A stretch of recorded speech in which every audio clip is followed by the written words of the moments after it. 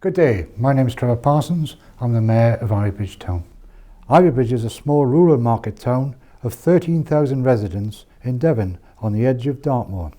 We have seen large growth in the latter part of the 20th century. When I moved here 30 years ago, there were under 4,000 residents, and yet the town centre remains largely unchanged. Ivybridge Town Council is not a council who just watches from the sidelines.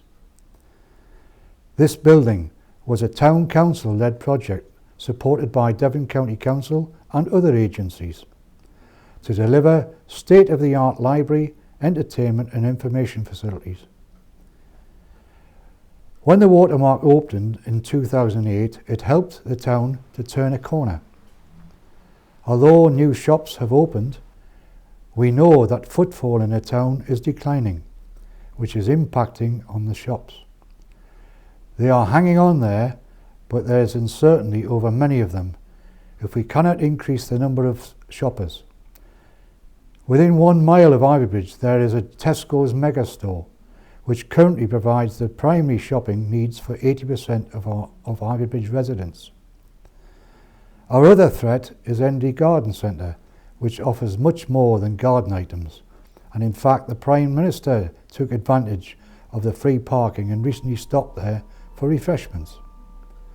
The Portas report rightly refers to the fact that free parking is a key issue as far as traders and shoppers are concerned, and the Town Council with the private landowners and retailers ensure that the car park at Court remains free of charge for up to 2 hours in order to support the town, hence it is always full.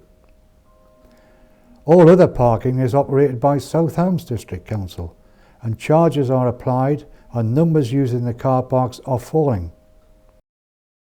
We want to try and find other creative ways of getting people into the town, and our focus for the Portas product will be Saturdays. Strangely, Saturdays are not a good day for the town and shops shut early. We want to turn that around and encourage families to come here by offering markets, children's entertainment, Saturday cinemas at the Watermark and our excellent leisure facilities, all creating an atmosphere that encourages the whole family to enjoy their Saturdays in Ivybridge. While the internet shopping will continue to grow, we want our high streets to be able to offer an experience that the internet cannot. Recently we have created a guide to all local shops to let residents, many of whom commute to work elsewhere, know what is available right here on their own doorsteps. People can enjoy a coffee, sit by the river, take a walk around our parks and woodlands, and generally enjoy spending some family time in our beautiful town.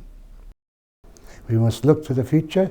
Recently we have applied for the Prince's Foundation to help in developing our neighbourhood plan, and the town centre was an important part of that vision.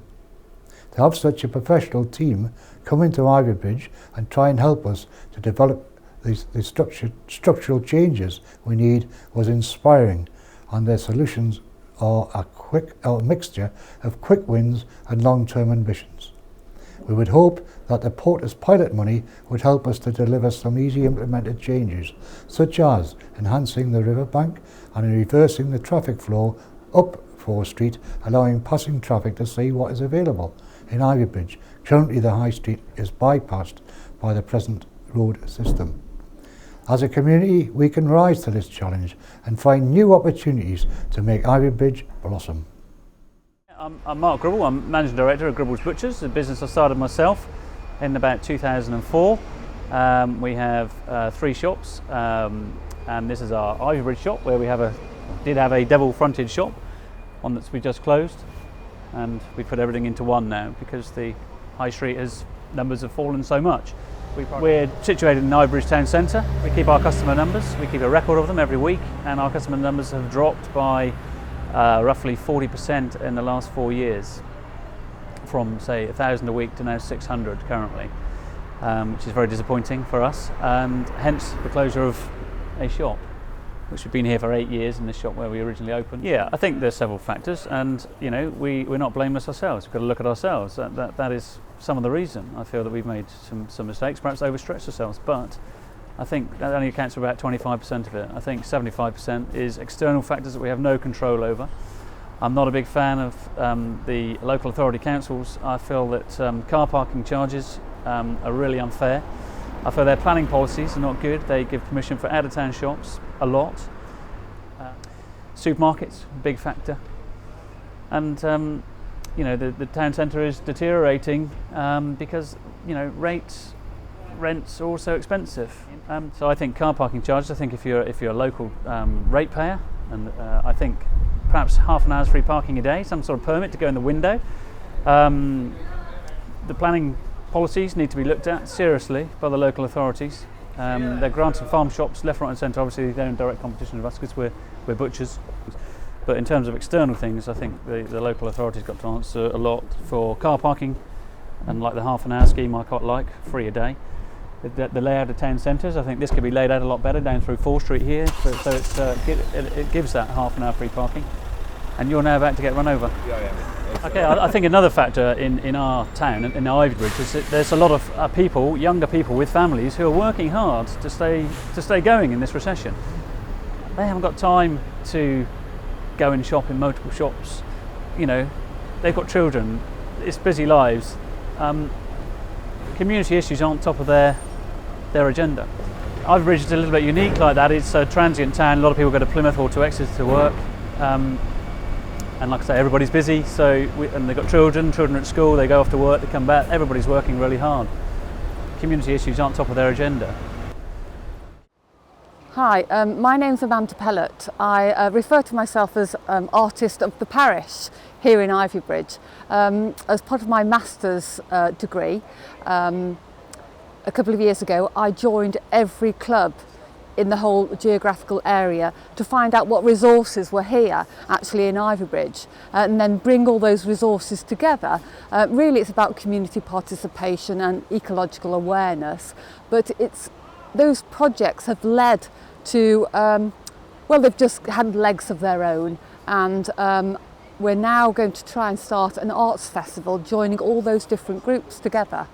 Building on my research previously, what we're going to try and do with the Arts Festival is engage all those different community groups, bringing their diversity back into the heart of Ivybridge. Ivybridge, we think, really lacks a heart and an identity, and I think using arts as a catalyst, this is achievable, or it'll help the process. The support so far has been enormous, and it's on grassroots level.